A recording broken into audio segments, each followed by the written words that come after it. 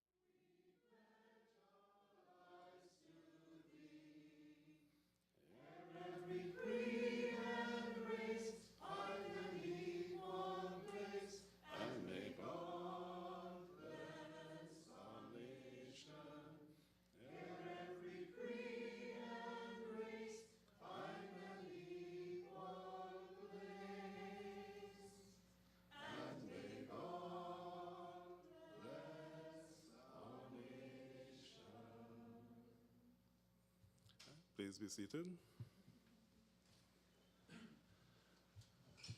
Thank you for that lovely rendition by the Bricks Choir.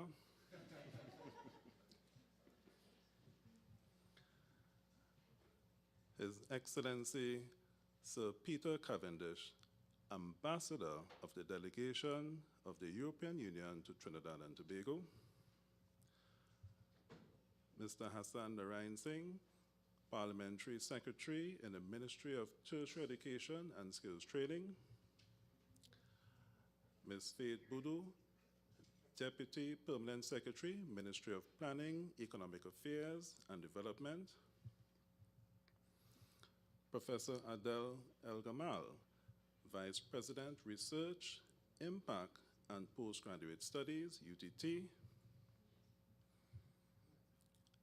Dr. Graham King, Director of the St. Augustine Center for Innovation and Entrepreneurship, Project Lead, HIT Reset Caribbean. Dr. Samantha Chady, Assistant Professor, UTT, Project Lead, Asset Project. Members of the Asset Project and the HIT Reset Caribbean program. Representatives of the Trinidad and Tobago Maxi Taxi Association, academic and corporate staff of the UTT, specially invited guests, members of the media, ladies and gentlemen. Greetings and welcome to today's closing event for the Asset Project.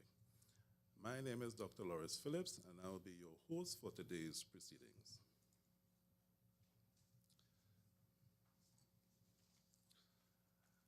Ladies and gentlemen, please give a warm welcome to Professor Adel El-Gamal, Assistant Vice President, Impact and Postgraduate Studies, UTT, for the welcome address.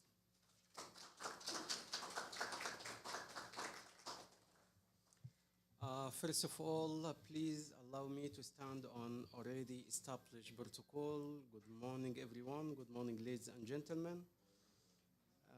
On behalf of Professor Stephen Joseph, the President of the University of Trinidad and Tobago, and Professor Rian Maharaj,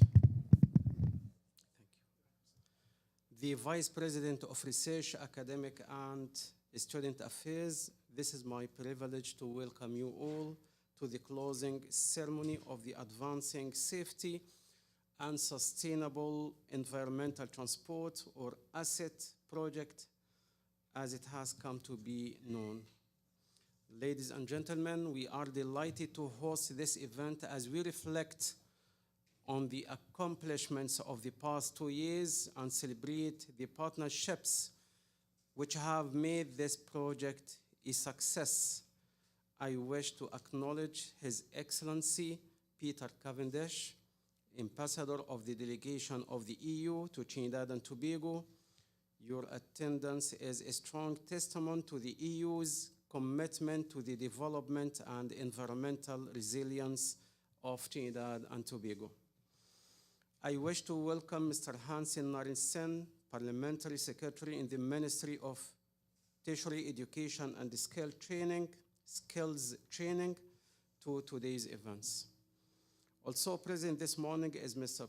Peter Mitchell, Acting Permanent Secretary in the Ministry of Rural Development and Local Government, and Ms. Faith Boudou, Deputy Permanent Secretary in the Ministry of Planning, Economic Affairs and Development, whose presence underscores the government's dedication to enhancing the commuter experience across the country. A warm welcome is also extended to members of the HIT Reset Caribbean program, representative of the Maxi Taxi Associations, community organizations, and civil society. We are grateful for your participation and continued support. Ladies and gentlemen, the ASSET project is a unique collaboration between academia and the private sector, specifically the University of Trinidad and Tobago, UTT, and Upward Innovation Technology Limited. This initiative was made possible through the Hit Reset Caribbean program, funded by the Organization of African, Caribbean, and Pacific States with support from the EU.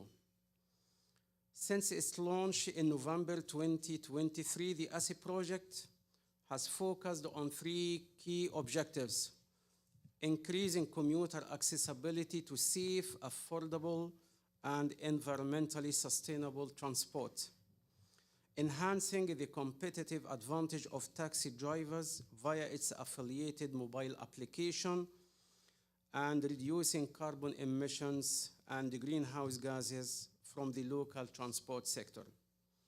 Throughout the project, several stakeholder workshops were held, generating invaluable insights which not only shaped the ASI team's approach, but also held the potential to inform national policy. This collaborative effort has demonstrated the power of public engagement, particularly vital for small island developing states like Trinidad and Tobago, in shaping practical and sustainable solutions. While today formally marks the conclusion of this EU-funded initiative, it also signals the beginning of new possibilities. We hope this event inspires continued dialogue and collaboration, reinforcing the importance of data-driven, people-centered approaches to sustainable transport solutions. Ladies and gentlemen, thank you for your presence today, your engagement, and your partnership.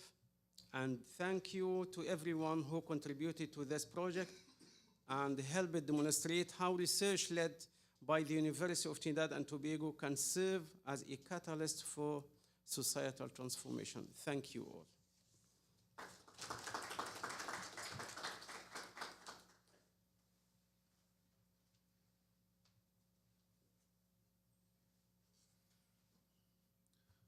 Thank you, Professor El Gamal, for your very moving words. I would now like to invite Dr. Graham King, Director of the St. Augustine Center for Innovation and Entrepreneurship, and Project Lead, Hit Reset Caribbean, to give opening remarks.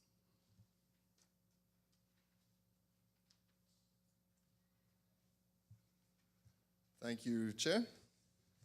Good morning, everybody. I think protocols have been established, so in the interest of time, let me welcome everybody on behalf of the Hit Reset Caribbean project. Hit Reset stands for Harnessing Innovative Technologies for Resilient Settlements in the Caribbean. It's a 4.9 million euro project financed by the European Union. So thank you very much to His Excellency Peter Cavendish, representing the European Union. So on behalf of the University of the West Indies and our collaborative partners in this project, we want to thank the EU for the funding. The project is, we're the lead partner at the University of the West Indies, but we do have a consortium, and the consortium is made up of CEDIMA, the Caribbean Disaster Management Agency, and Anton de Kom University of Suriname. So there's three partners in our consortium, and we are executing this project, but it's a cascade type project, which means that the funding is passed on to third-party projects. And we have 9 third-party projects. Each project was responded to one of our calls for proposals, which were very competitive. And so, first of all, congratulations to the ASSET team and to UTT for being successful in acquiring the funding and being selected as one of our 9 third-party projects. Each third-party project had between 300,000 and 400,000 euros of funding, so very significant, substantial projects. And each project was geared towards improving, dealing with some aspect of coastal resilience, coastal planning, so that we become more resilient. And the intention of the innovation part is that the innovation is indigenous innovation. So we know that the Caribbean is disproportionately affected by the impacts of climate change. In fact, we are the most affected region in the world in terms of the cost of dealing with disasters and climate-related events in terms of as a ratio of our GDP. In some cases, up to 400% of GDP in any given year can be expended by countries that are affected by climate events. So we are very, very vulnerable. We didn't contribute much at all to the problem, but we're the ones that are taking the brunt of it. But notwithstanding that, part of the ethos of Fit Reset Caribbean is, we're subject to problems caused by others, but let's still use our Caribbean indigenous creativity and innovative capacity to solve our own problems. So each of the third-party projects has got an element of looking at resilience, it has an element of engaging communities, and it has an element of using digital tools to become more effective in our planning. So a lot of the innovation is really in the use of digital tools and digital innovations. There's an underlying concept that we're trying to encourage with all the projects, and a lot of them have really moved in this direction, which is the concept of a digital twin. And a digital twin is basically a parallel world that's modeled in the digital domain that represents what's happening in the real domain. And in order to maintain a digital twin, so it means that basically you can predict potential impact of events, and then if you can predict them, then you can take mitigating actions and especially identify, for instance, the most impacted communities or the most impacted households or businesses in any particular event taking place. But it also means that you have to now engage the community to maintain your digital twin, because a digital twin is only useful as long as you have continuous input from the real world into the digital world to make sure the two, the real life and the model maintain coherence with each other. So that's why the engagement by the communities has been important throughout all our projects. And that's the same with the asset project. So we're engaging maxi taxi drivers, engaging taxi drivers, and engaging the general public. And I think that's been a very important part of what this project has done in looking at the issue of transportation. So how does transportation, because this is our only transportation project out of our 9, the rest are to do with things like informal settlements and to do with things like improving training and education to help communities respond themselves. This is a little different, is dealing with transportation. But transportation, I think, is a really important part of planning. And, that you can't plan resilience in your settlements unless you think about how do people move around. And how many of us have ever had a situation where a climate event has disrupted our transportation? I think probably all of us, right? We're talking about things like flooding, about things like, if maybe air transport cancelled flights due to storms or to different events. We all have to deal with climate as a part of our transportation solution. And the other thing that we have to deal with is safety. I just came from a multi-country trip, and in each country I think I used some form of public transportation and did so safely without any worries. But in Trinidad and Tobago, I think there's a lot of concern around safety if using public transportation and the mechanisms we have for public transportation. And so it's a planning deficiency in a Trinidad and Tobago context. The fact we have to sit in traffic for many hours when we want to go about our daily business is a planning deficiency that we have in Trinidad and Tobago, and one that needs to be actively addressed. So that's where Asset comes in. It's using digital innovations to look at sustainable solutions to be able to deal with this and to be able to help to redress this planning deficiency. The societal developments that we've experienced in Trinidad and Tobago, and especially the crime and people's anxiety around crime and risk to self when moving around, is a very major problem, and it means that people tend to default to trying to, wanting to use personal vehicles for their transportation needs, wanting to acquire their own personal vehicles. So the number of vehicles on the road over the past 20 years has increased exponentially, And that's why we have so much traffic, because it's impossible to expand our infrastructure to match the demands of the transportation needs that we've got. So something like Asset, and I'll leave the team to tell you more details about it, but Asset is a very important piece in the puzzle that will help people to move around more safely using digital innovations, indigenous digital innovations, that can give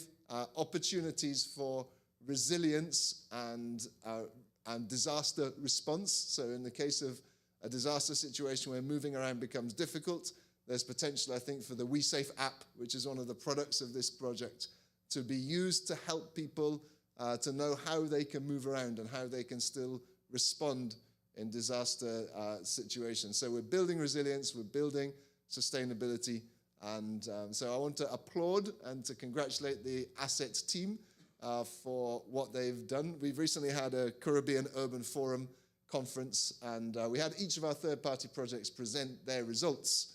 And it was very encouraging to see, because after 4 years of working on this project and having, Azab Mohammed is here, Perry Pola is a project manager. They were the architects of the project, and it's had a lot of years. We're now into our 5th year, actually, of the project. After a long period of working, we're able to see how all these projects have produced great results and the full breadth of results that have come out of these projects. So it's very encouraging to hear, and so we were able to hear from the Asset team what's been achieved and what's been accomplished, and I can say that they've really done a great job.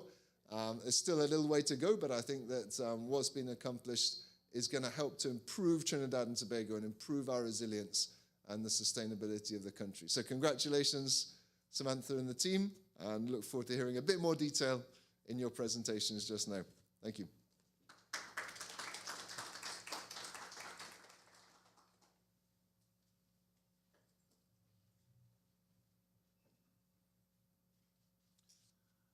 Thank you very much, Dr. Graham King, for your enlightening remarks.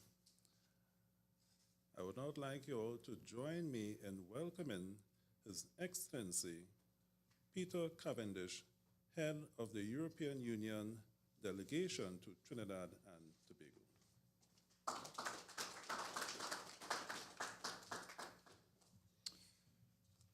Dear colleagues, all protocols observed. I'm always delighted to come to anything that's innovation related. We have had a 50-year relationship now between the European Union and Trinidad and Tobago. 50 years and more than 300 million euros in grants have been shared with this country. The European Union itself does not do loans, we do grants. We have extremely valuable partners in UWI and the University of Trinidad and Tobago. And in this country, we have a fantastic human capital, an educated human capital, and a go-ahead and creative human capital. In the Americas, Trinidad and Tobago is number 3, I understand, for the number of engineers in the population. And I'm no surprise at all that with the very competitive process to obtain grants that the universities combined and have received this grant. And I'm very pleased also that we have a female-headed leader for it. In general, to have more women in economics and engineering and government is better. And thank you, Dr. Shade, for your leadership. I think I would want to mention, while we're here, the other success stories with the Maritime Technology Cooperation Centre, one of only 5 such centres in the world under UTT. It has demonstrated international leadership. There are other examples. UWI has got the world's #1 cocoa genome. It has the world's #1 cocoa research centre and much else. We are at a crossroads. Environmentally, we may be past the point of no return, and it is very clear that we cannot rely on just renewables. We have to have more sustainability and we have to have more energy efficiency. So therefore, this asset project will be a contributing factor to try and mitigate the damage that has been done to the environment. And I would hope that the successful launch of this app may inspire people in other countries in the region, in this sadly very disaster-prone region, to look at this app for their own purposes. The European Union, through bridging the link between Europe and Latin America, is bringing super connectivity cables for education to the region. They're already working between the European Union and Brazil and 11 countries in the greater Latin America, Caribbean, Central America region have contributed to bridging this link. We are bringing in the Copernicus satellite. We are allowing computing facilities in Panama and Chile to be made available to educational research networks, because ultimately for climate change, we are all in this together. It is the #1 global challenge of our times. I would consider also to mention to those of you who are looking to the future as the educated people that we are, that as Dr. King has said, indigenous innovation. Yes, this is really true. You never know what good idea can arise in one region, but which can be transferable to another region. We have got also to mention that this country, for your products, your ideas, your creative young people, there are no duties and tariffs with the European Union, and for the Schengen area, there are no visas for anybody who has a valid passport. That's more than 430 million people. We really need to get together. We need to go ahead, and this year we will have an Erasmus Plus call for proposals with a focus now on energy transition and sustainability. So grants from 100 to 400,000 euros will be made available, not just for this country, but many countries worldwide. And we look forward to seeing good proposals coming forward from 2 universities with a truly excellent international track record. And really, let's give a round of applause to UWI and UTT for all of your accomplishments. Seriously. You know, these are the wealth-creating bodies of the future. Without education, without an investment in new capital, we're not going to get there. And I'm really pleased to see, I'm going to pass the floor in a moment, because I really wish to see this application, because what is learned here and succeeds here can succeed elsewhere. Thank you very much.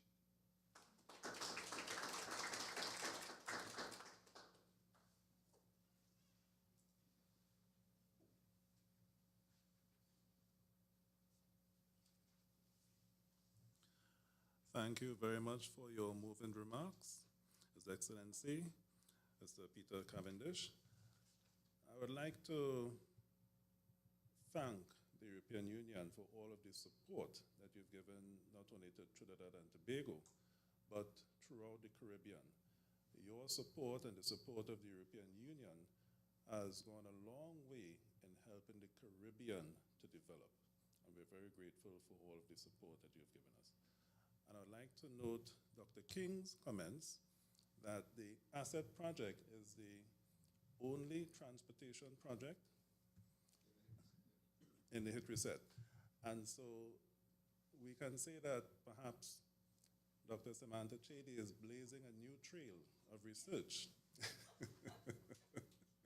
with the hit reset project and the ASSET project. So I would now like to invite Dr. Samantha Chedi, Assistant Professor, UTT. She will be joined by Mr. Joel Holder, co-founder of Upward Innovation Technologies, to do a presentation on the ASSET project and the TT WeSafe app. I just need to get the presentation up. How do you get mine up? Thank you. This is mine there.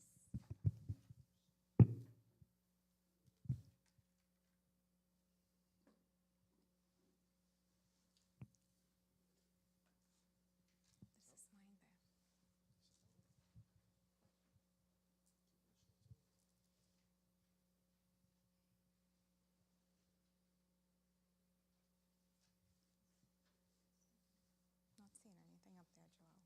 Mine is behind there. So you could just minimize this one and yeah, and you could just put it on presentation for me.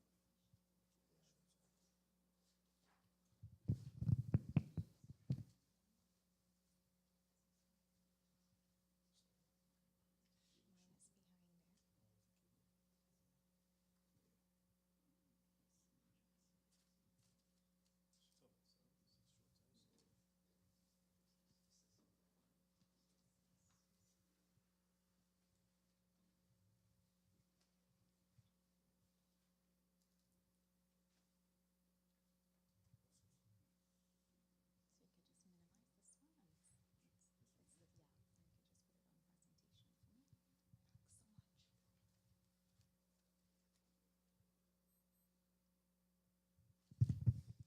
Okay, good morning, everyone. All protocols observed. So I'll just say again, welcome to all of you specially invited guests.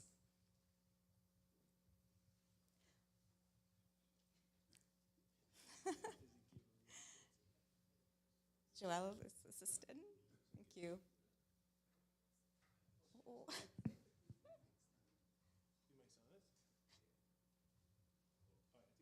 Okay, thanks. Thanks again, Joelle. As most of you would know, the modal shift from private to public transport is globally recognized as one of the most cost-efficient and convenient pathways to reducing greenhouse gas emissions, which contribute to climate change. The government of Trinidad and Tobago has identified this shift as an important strategy to achieving our nationally determined contributions under the Paris Agreement. And there are many other benefits to this shift: reduction in other air pollutants, traffic congestion, and even reduction in chronic illness. But there is great difficulty in positioning public transport as a viable alternative to private vehicle use due to reliability concerns, but most significantly because of crime and safety.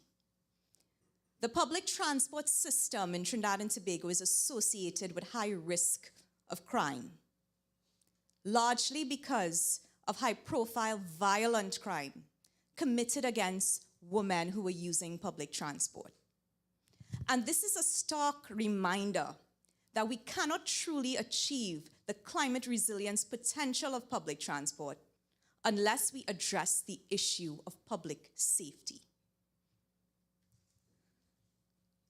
In response to this challenge, the ASSET project was envisioned with an overall objective to increase safety, accessibility, and environmental sustainability of the public transport system in Trinidad and Tobago by expanding the TT We Safe app. And to achieve this objective, we took a user-centric approach, putting the needs of the people this project is intended to serve at the heart of app development and all our project outputs. So how did we do? I'd like to share our key achievements. We have successfully completed our stakeholder research using multiple methods to collect data on diverse stakeholder groups that directly generated actionable insights that directly shaped the expansion of the TT We Safe app. We conducted focus groups, a commuter survey, field interviews with drivers, and meetings with driver associations. And while this was the primary purpose of these activities, we were also able to elucidate demographic insights into public transport use and app adoption. Unsurprisingly, safety emerged as a critical concern for all our stakeholder groups, even groups that conflicted with each other. But digital literacy and usability concerns were also an important factor extracted from our data. Our analysis revealed that women in our study perceived digital literacy as a higher barrier to app adoption compared to men. And this is an important finding as we seek to digitize in the transport sector and so many other sectors for the benefit of vulnerable groups, including women. Moving forward, we need to ensure that all groups have the capacity to access the digital services we provide. We've produced digital tools, and these two were important outcomes of our project. The big one, expansion of the TT We Safe app, integrating user-informed features. We have over 60 maxi taxis and taxis being registered on the app, with about 290 users currently engaged and growing. It's important to note that this is based on only 4 months of field work. We've developed an interactive data dashboard to improve access to project data for all our stakeholders. And we've expanded the knowledge base on this portion of public transport in Trinidad and Tobago, the privately owned portion, which make up the majority of public transport. There's very little data and research done in this area. We've also developed a mathematical model to estimate greenhouse gas emissions from public transport and made recommendations for future app data collection, because the app is a powerful data collection tool. And finally, we've strengthened visibility and sensitization efforts.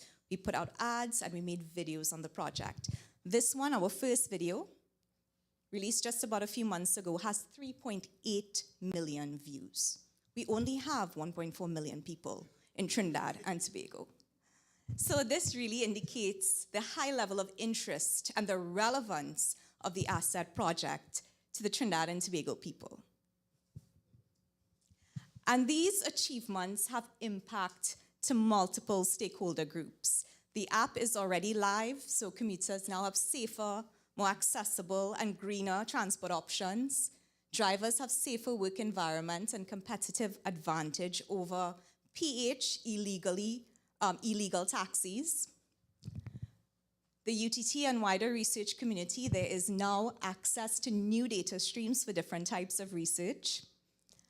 And regionally, this project provides a scalable and easily transferable solution, this project and its methodology, to other Caribbean countries who would be seeking to make this modal shift with similar development challenges. While today marks the closure of this portion of the asset project, it's not the end of our work. Our work continues with these future directions, and we've started work already on a number of them. Publications and knowledge dissemination, we've developed a book proposal, already sent to a publisher for review, including a roadmap on how to do a project like this, the challenges and how we overcame them. And we've already started work on a short film to communicate our findings and impact.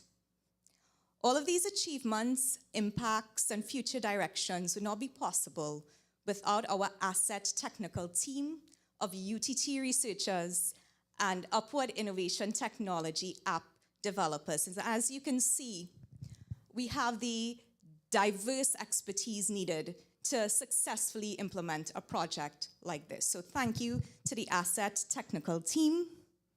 Thank you to Hit Reset Caribbean and the European Union for making the implementation of this project possible. Thank you for your time. We're now moving on to the exciting part, the app demonstrations and demonstrations of the dashboard.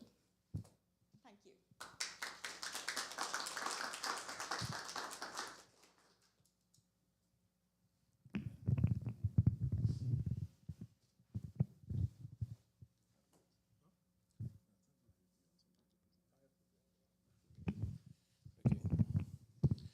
All right, good evening, good morning, everyone. So let me share a bit on the progress we have made so far under the HIT research project and the asset project. So to give you a bit of backstory, the TTV Safe app, we would have came up with the idea a few years ago, as we identify a problem that young women commuters in particular young women, were being targeted by criminals posing as taxi drivers. And as we went along, we also identified that taxi drivers have also been targeted, actually more frequently than commuters. They're being killed for their daily earnings as well. So we came up with a solution, an app that is able to scan a QR code to bring up information pertaining to the taxi, as you can see here. In Trinidad and Tobago, the culture is a bit different. One vehicle could have multiple drivers, as you can see here. As a commuter, you scan the QR code, you verify the vehicle in front of you, you verify the driver, and you slide to start your commute. Once that happens, an SMS is sent to emergency contacts with the time, location, the vehicle information, and the name of the driver you would have entered the vehicle with. So under the asset project, we have made some great progress. And let me permit myself to share them. So on your left and my right, you will see the old version of the TTV Safe app. Under the asset project, we would have done a complete facelift and given, some attention to our partners as well, such as the University of Trinidad and Tobago. Right? Additionally, we've also implemented NFC compatibility. So no longer would a taxi driver would have to wait for commuters to pull up their phone and scan the QR code. They simply have to tap their phone, and information pertaining to the taxi and the drivers will be able to be viewed by the commuter. Another feature we would have implemented as well would have been an SOS for the driver. Previously, the drivers didn't have a profile end. So we created a driver profile end and give them an SOS feature. So I know you may say, Joel, well, if it is a driver has a gun to his head, how is he going to tap that SOS button? Well, currently, one of the features we are working on is an external panic button that can be on the driver's vehicle or on the person. And when you tap that SOS button, a message is sent to the emergency contacts, and once we push further and get partnership with the police, even the police and security services. So when they're in trouble, you press a button discreetly, and the emergency contacts or the police are notified. Additionally, we always about receiving feedback and assessing data to improve our app. And one of the features we have is a push survey that we will, every month or so, we will push it out there so commuters could, input information and help us advise for further development of the app. Now, this is one of our main features, the travel points feature. So, in Trinidad and Tobago, a lot of the commuters, or a lot of citizens rather, like incentives, right? We don't do things for free. So, the idea is, we have high gas prices, right? And now, given the high gas prices, what if now we have a system, improve public transportation, more safer, more efficient, and you're getting travel points. Now, these travel points, let's say, for example, let me go back a bit and show you. Let's say, for example, I'm traveling from San Fernando to Port of Spain, right? That would equate to around 55 kilometers. If it is I am traveling in a gas vehicle, that would equate to 1 point per kilometer. If I'm traveling in a hybrid vehicle, that would equate to 1.5 points per kilometer. And if I'm traveling in an electric vehicle, that would equate to 2 points. So there is more of an incentive for me as a commuter to travel with a fuel-efficient vehicle, right? Or more environmentally friendly vehicle. And the goal and the idea with these travel points is to go to companies such as, let's say, for example, Massey Stores, Superfarm, so now we can trade these points for discounts. So, again, it's an added incentive for maybe I'm a car owner. If I travel, I'll get some travel points. I'll save money on gas, less car on the roads, less carbon emission, and also less traffic as well. Taxi rates. Another feature we would have added in is for commuters to see or visualize the taxi rates. As you can see here, the taxi route from Arima to Port of Spain is $15 as a commuter and be able to see that. Another feature we would have added was the Find a Taxi Stand feature, which was recently recommended in our last stakeholder meeting, and we were able to insert it. So, if I'm a commuter, I'm not accustomed traveling, when I come to Port of Spain, right? In the rates, right in the rates column, I can find that particular taxi stand. So I did it from home, but if I'm in Port of Spain, I can now get directions directly to that taxi stand. Request rides. Now, this one is a bit different. Initially, we wanted to integrate a rideshare app, but I think it turned out better, and I'll tell you why. When we did research and we spoke to a lot of taxi drivers, a lot of the taxi drivers are not technologically inclined. So, but using a rideshare app, you, as a taxi driver, you would need to be dependent on your technology skills to navigate the app. But with this particular feature, let me go back. If I'm a commuter and I would have traveled with a vehicle before, and I go to my ride history, I have the option to request a ride from that particular taxi.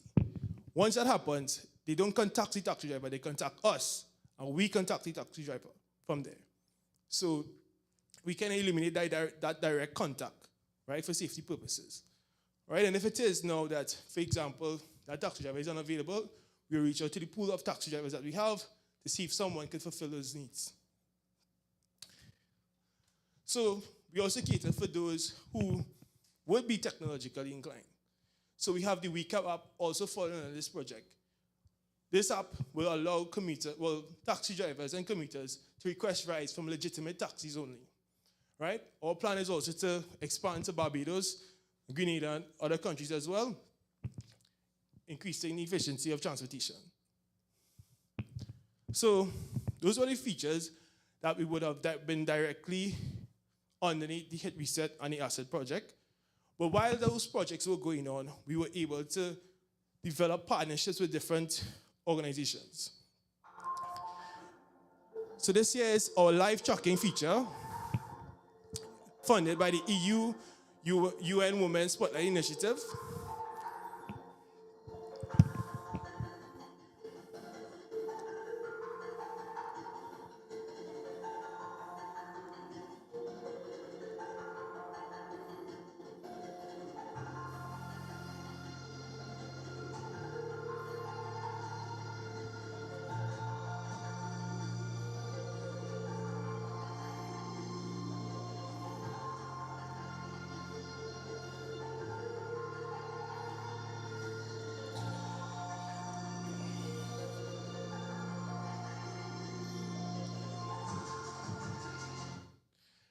And then finally, just recently, we would have gotten a grant funding again, also in combination with the European Union and the IDB, for the Shaping the Future of Innovation grant, right?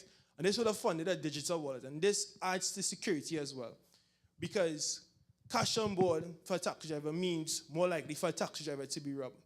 So what we have done, we have developed a new app called Pocket, which will then be able to push funds to the TT Receive app. So now, as a commuter, you'll be able to pay with your mobile device. Like me, if you ask me now to go and travel to go home, I can't because I have no money on my wallet, not even $1. Right? So there you have it, the TT Receive app. We're looking to move from strength to strength and improving safety in transportation for Trinidad and Tobago and even the region. Thank you.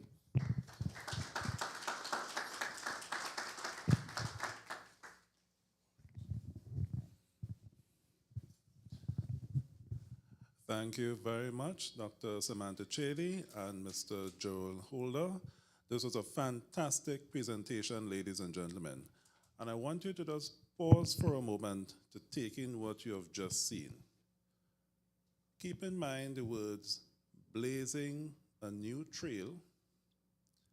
Keep in mind actionable insights. And I want to propose that this is a prime example of innovation in motion.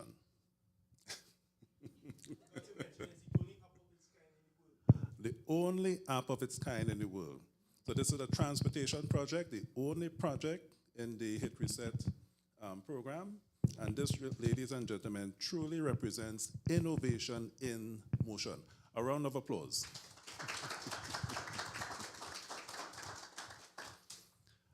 I would now like to invite Dr. E.J. John, Associate Professor, Process Engineering, UTT, to present on a greenhouse gas model. Thank you.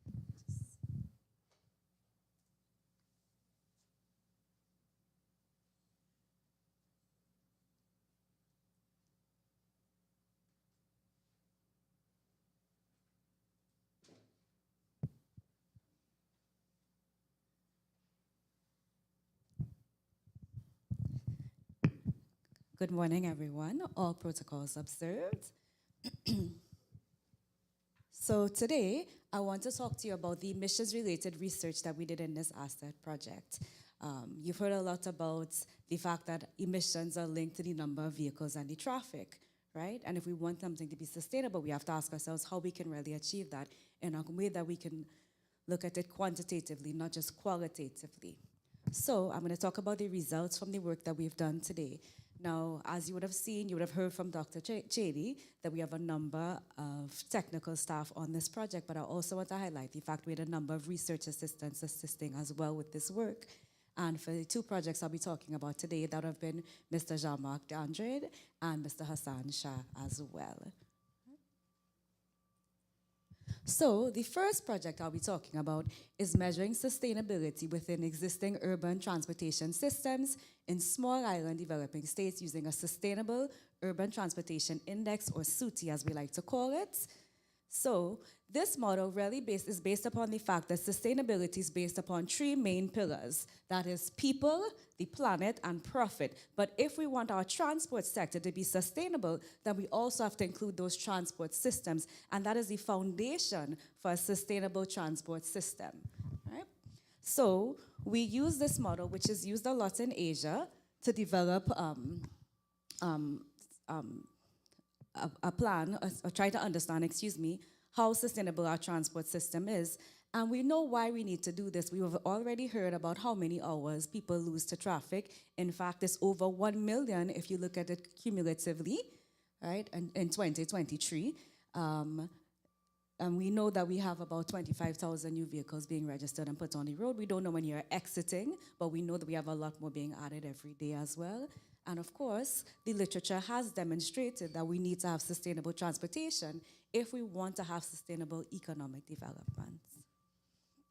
So we did this model for Trinidad and Tobago, and we used a lot of the indicators that people have used throughout the world. Like I said, mostly in Asia. We would have looked at things like, well, I'll just point, things like air quality. We would have looked at things like affordability, traffic fatalities, convenience, greenhouse gas emissions, and the extent to which our transport plans would cover public transport or intermodal facilities as well. So using this index, it helps us to come up with what we call a SUTI result, and we can compare this to what other countries are doing and how well they are doing. And also, it gives us an opportunity mathematically to look at how we fit in and what really needs to be improved, just to give you a big picture idea. So our number's not a very large number, right? And what this tells us is that our sector is not very sustainable. And while we do know this intuitively, we need to have some type of number, because when we have a quantitative measurement, then when we make improvements, I can say how much this has improved. So we believe that we can use this model now and the results of what we have to now estimate how we can improve, or how improvements would change that sustainability of our transport sector, right? We've also done some mathematical modeling as well. And we use mathematical modeling to help us reduce atmospheric CO2 emissions in our transport sector. So again, we have the same motivation here. Our sector, in terms of transport, in Trinidad and Tobago, it contributes 17% of the CO2. It's close to what's the international average, is about 25%. Right? So we wanted to use mathematical models to help us really illustrate our emissions and how they're related to traffic congestion. And this is really important. We heard about having the digital twin. So if we know how many cars are on the road, we can use the app to know the routes that people are taking. The app also allows us to see how much longer it takes people to reach from A to B, depending upon the time of day and what's happening as well. Then we can come up with plans to reduce that CO2 and to optimize routes and to optimize other parts of transportation policy that would then reduce congestion along with CO2. So the first mathematical model that we did used the SIRER model. Now, this model stands for susceptible, infected, red light, and recovered. So what this does is it treats traffic like an infection, right? And we had these equations. I just have them there for, so people can see them, right? And we use these equations and solve them simultaneously using MATLAB to help us estimate how we can affect when cars are susceptible to traffic, when cars are infected with traffic, when cars are infected in traffic and affected by red lights, and of course, when those cars recover from traffic. And now we can ask ourselves, what policies can I do that affect these equations? Because these parameters are just representative of transport policies. So that I can ask myself, how do I affect this in an optimal way to reduce susceptibility and, of course, infection, and, of course, increase my recovery from that traffic? The second part of our mathematical model really looked at our CO2 emissions. So we know that as we have a human population that is increasing, right? We're going to have more vehicles on the road. Now, more vehicles on the road leads to a number of things, right? We have more traffic, and of course, then we have increased CO2 emissions. And again, we can see how those are linked mathematically as well. So we're also able to use MATLAB again to solve those simultaneously to see the effects. Now, this project is not done, as everybody would have intimated. We have a lot more things to do. So our next part of the project is to link these two models. But even now, we've demonstrated what we know inherently, right?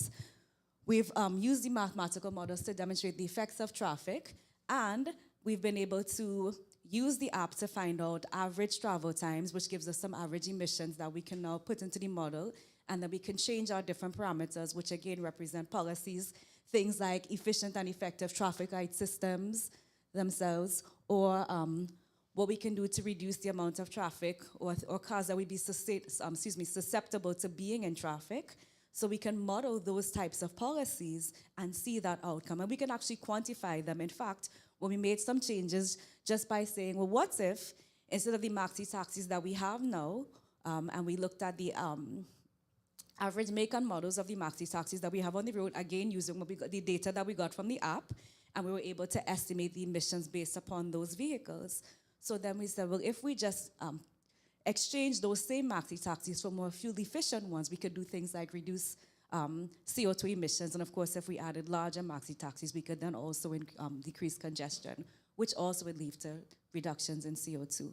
So we're very excited about these initial results, and we will be continuing to use the data from the app to make these results even more accurate, and of course, to help develop that digital twin. So I just want to thank our funders. We've said it over and over again, but we wouldn't be here without them. And of course, we'd like to thank the research assistants that assisted with this project as well, and everybody that helped get us data for this project. Right? Thank you.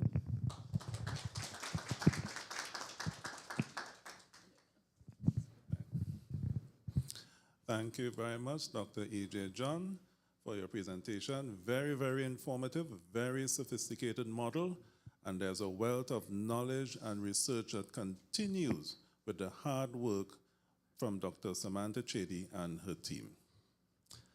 I would now like to invite Mr. Javon Leacock to do a demonstration of the data dashboard.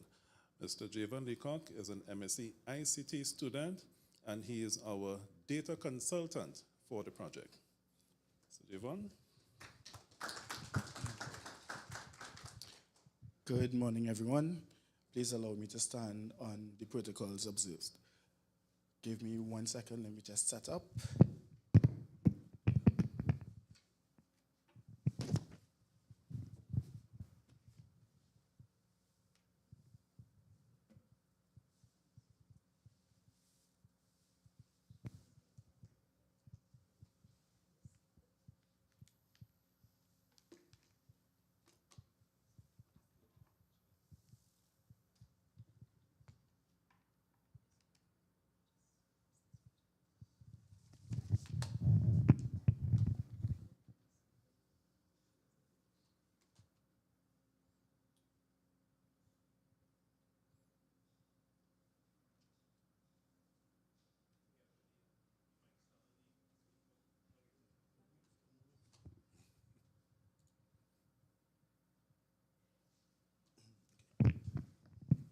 So all morning, you have heard about the good work of all the different apps and projects that we've been engaged in.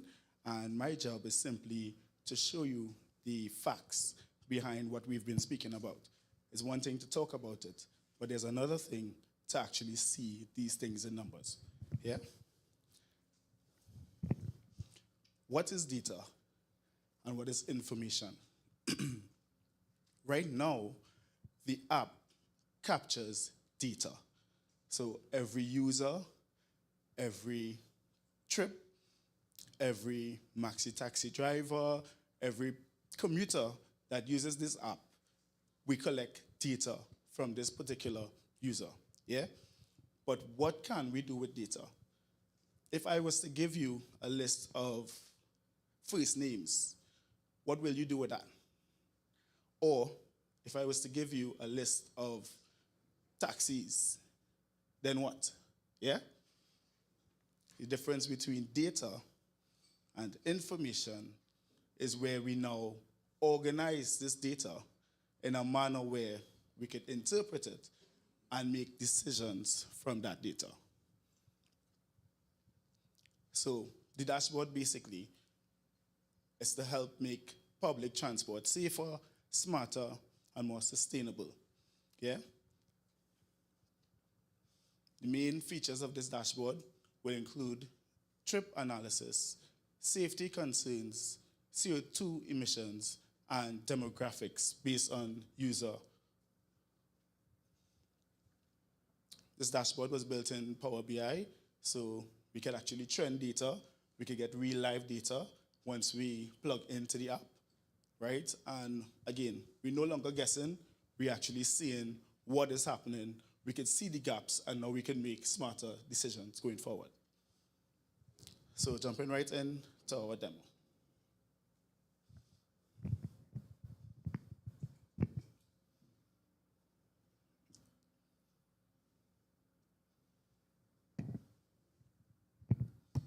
Okay, it's loading.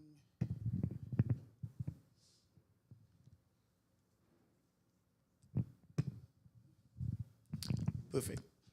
So what you can see here is the app penetration, where across the country we have users using this particular app. So the dashboard is actually interactive, so we could actually zoom into stuff. So as we could see, the major cities within Trinidad and Tobago, we have users. So we could actually zoom in and see those users using the app. So we have 60 persons in Arima. We have another 47 persons in Port of Spain, Chaguanas at 60, San Fernando, and so on. So if you really just want to get into the data, we can expand this and really zoom in to where we have persons across the country. The thing about this dashboard is not specific to Trinidad and Tobago. So if the app is expanded across the globe, as you can see, we can now zoom all the way out and look at all our app users across the globe. Yeah? So we heard about this video that got over 3 million views. So if you look at this dashboard here in terms of app downloads, we could see that video came out in April. And since the development of this app, we could see the spike in downloads since April. Yeah? So currently we have over 300 persons engaged in this app. And again, it will be live data once we connect to the app directly. So on a daily basis, you could go in and check the usage. Yeah? It's also mobile friendly, so on your desktop, tablet, mobile phone, you'll be able to just jump into the dashboard and get data as needed. Going further, we could actually go through these stats here. We have 248 total trips. So we have 248 trips within the app in terms of persons actually saying, let me use this app to book a trip, right? So far, based on those trips, we have over 50,000 carbon emissions from those trips. And we go right along, number of persons requesting trips, survey participants, app users, registered vehicles. Yeah? So let's take a dive into some of the trip analysis.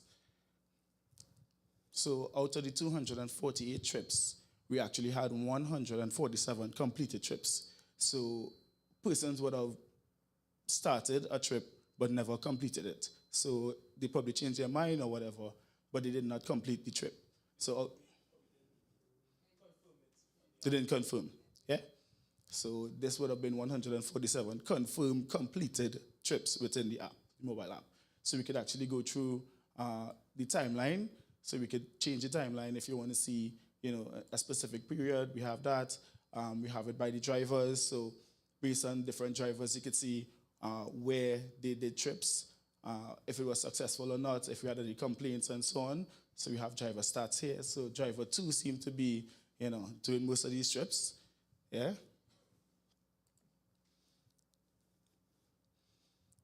So just a look at the participants so far.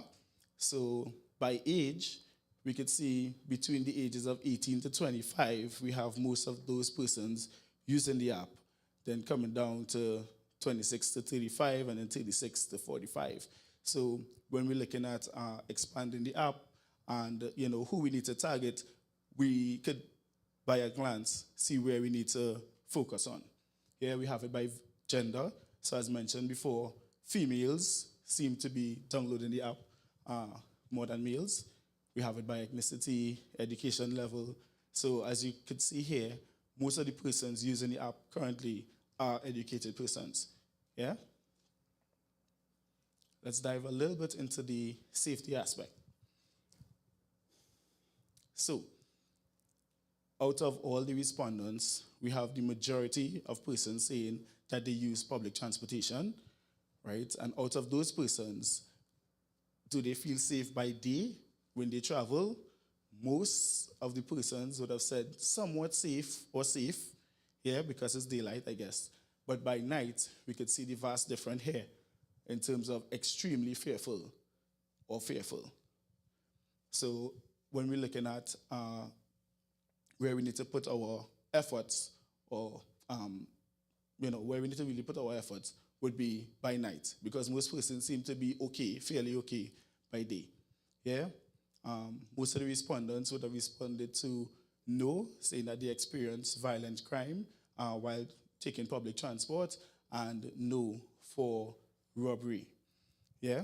But I like this feature here. It have a little bit of AI in it. So let me just expand this. So this is the female component, right? So if we dive into females, we could see most of the females saying no to pickpocketing and no to being verbally or physically abused. However, sexual harassment, you can see most of our females feel, that they have been experiencing sexual harassment while taking public transportation. Yeah? We can now see what the males have to say about the same situation.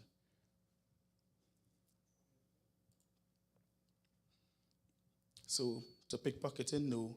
Sexual harassment, no. But they were verbally or physically abused while taking public transportation. Yeah?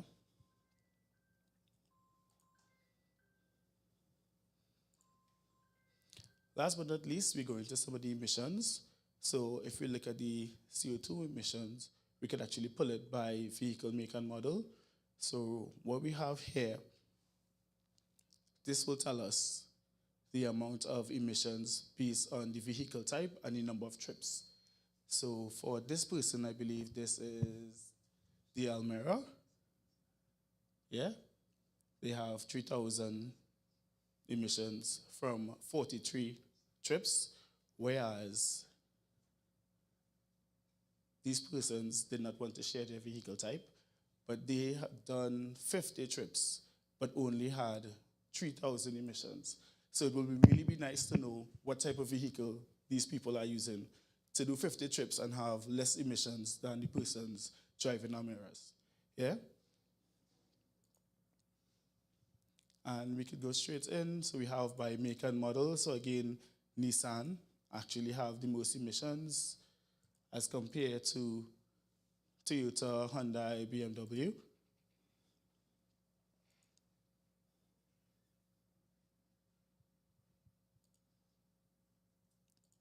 Yeah, and majority of persons who did not want to share their data make up a large bit of drivers on the app.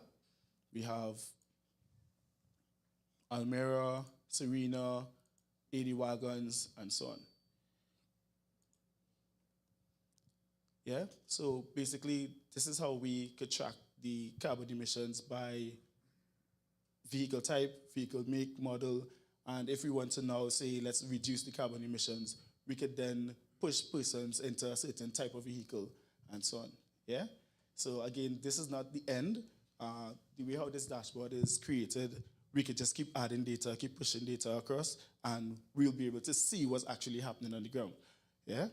So that's it for my presentation. Thank you so much.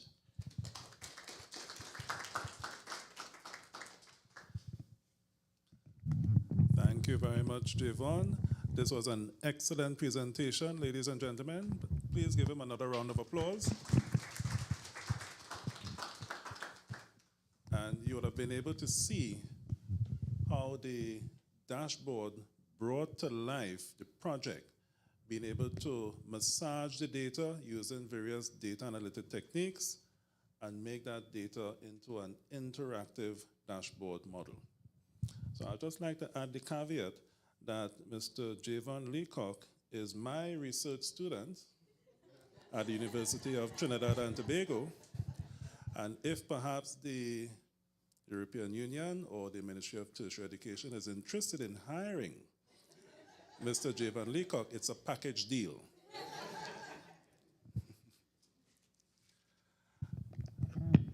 I would now like to invite for our feature address Mr. Hassan Narayan Singh, Parliamentary Secretary, Ministry of Tertiary Education and Skills Training.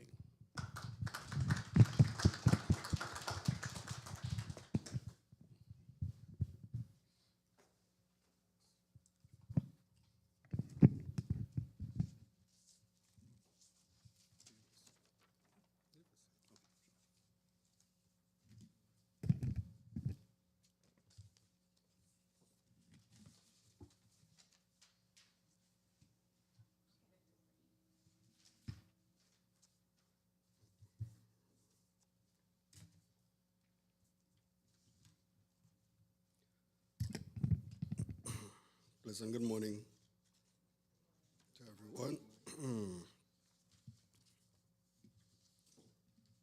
So I have to do the salutations because we were told in a training that the all protocols observed mechanism of introducing people is no longer accepted. So I'm just going to, want to throw that out there, right? In the latest training that we had at the Parliament.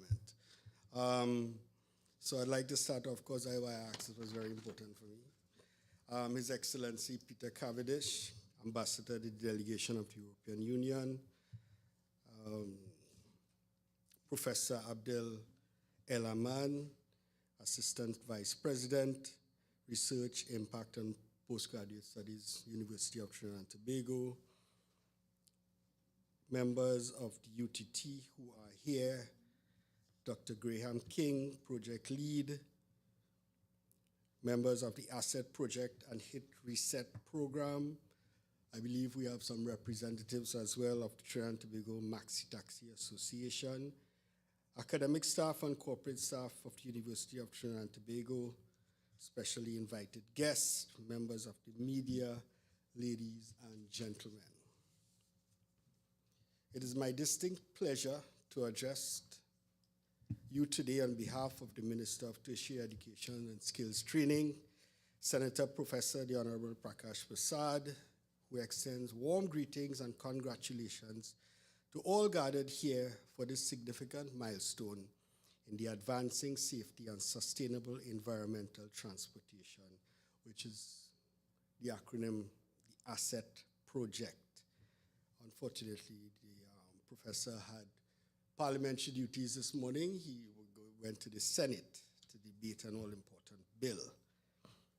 So this collaborative effort significantly advances the objectives of the Sustainable Development Goals 11 and 13, promoting inclusive, safe, and sustainable transport systems under SDG 11, which is Sustainable Cities and Communities, and accelerating our collective response to the climate crisis under SDG 13, Climate Action.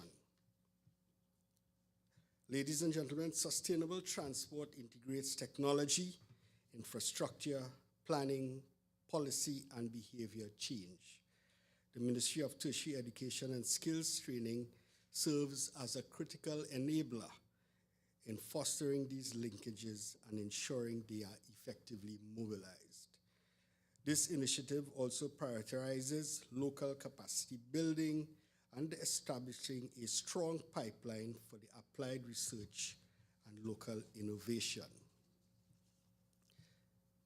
This project also illustrates that research institutions, technical and vocational institutions, and innovation hubs can work hand in hand with international partners to create transformative, context-specific solutions for our nation and the wider region.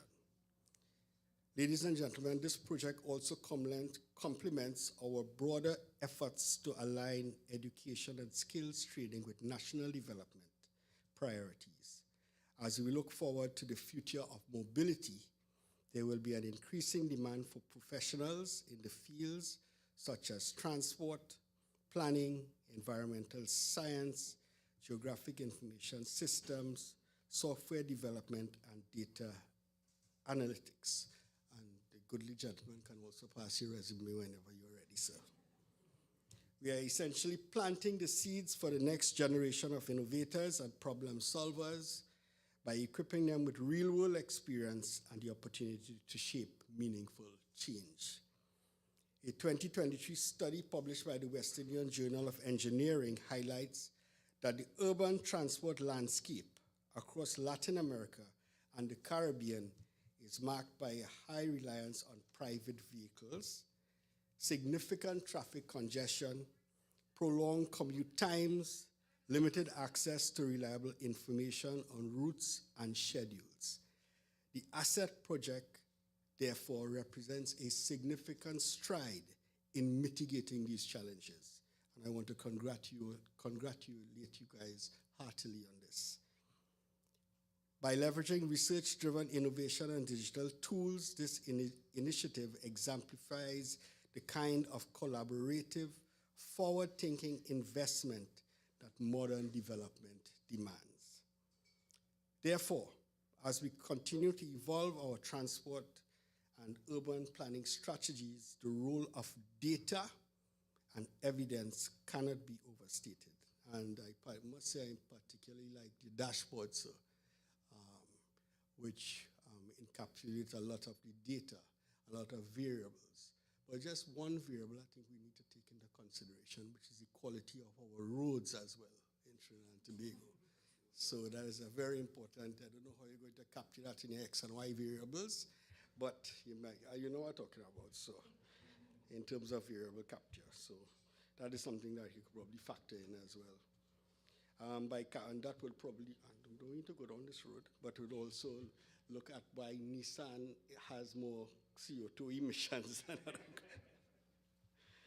So by capturing real-time commuter experiencing, mapping safety trends, and offering predictive insights through tools like the updated TTV Safe mobile app, we are now better positioned to design transport systems that are not only safer and greener, but also smarter and more responsive to the everyday realities of our citizens. Within our ministry's strategic framework, we affirm that sustainable development is not only a curricular theme, it should be a way of life and a way of thinking and planning and acting. Projects like ASSET bring that principle to life and demonstrate how research and innovation can lead to practical, scalable change. I would like to take this moment really to thank I believe is the organization for, I'm not familiar with the acronym, that is the Organization of African, Caribbean, and Pacific States, and also the grant funding supported, of course, by the European Union. Thank you very much, Your Excellency, for this commitment to inclusive development in small island development states like ours. All right? But I just want to say this, funding can only take us so far. When we have developed applications like this, we have to look at how it is commercialized, how it is monetized. All right, very, very critical for us, because we need to put money in the consolidated fund. To our researchers, students, developers, transport professionals, and community stakeholders, you are all helping to provide a new era of sustainable transportation. The real journey begins now to integrate these tools, scale their use, and ensure their long-term sustainability. Let us continue to push the boundaries that is possible when we combine education, innovation, and sound governance. May today's event signal the start of many more impactful relationships and partnerships, and we at the Ministry of Tertiary Education and Skills Training look forward to more innovation, research, and projects like this so that we can roll out in the near future. I would like to thank everyone for inviting us here today, and stay safe and travel smart. Thank you very much.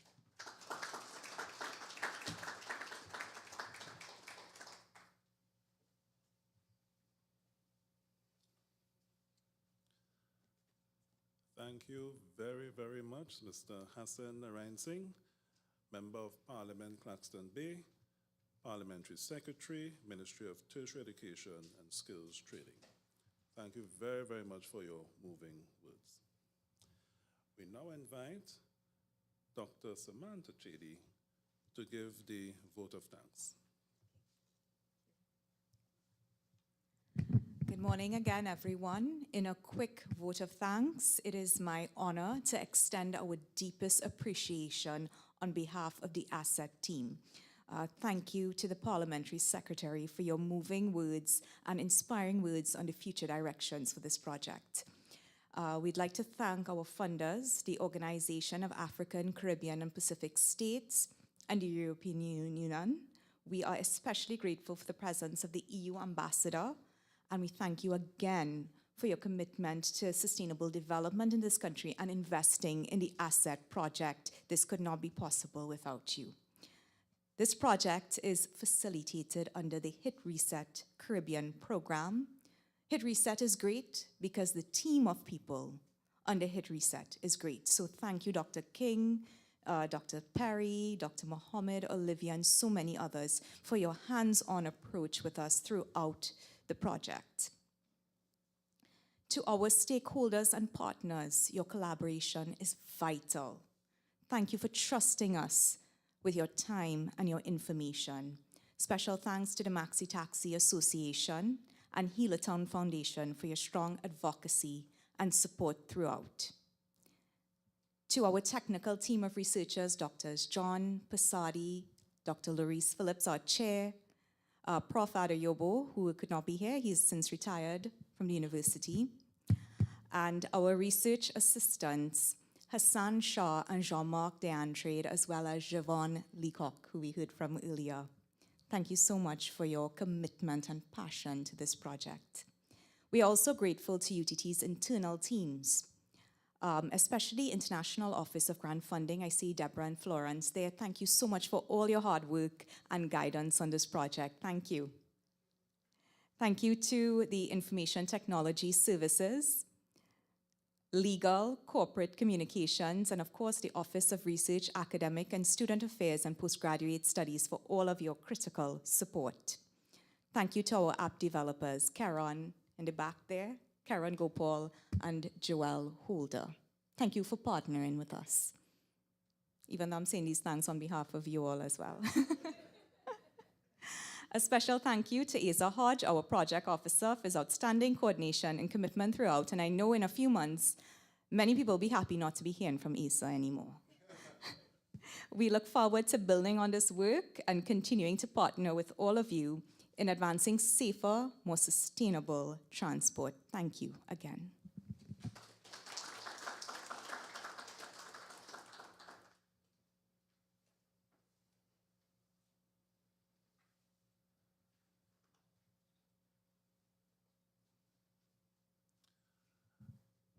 Ladies and gentlemen, this brings us to the end, the formal end of this presentation, and we will now proceed to lunch. But before we do, we'd like to take photos of the head table. So if you all can please come forward so we can have some group shots.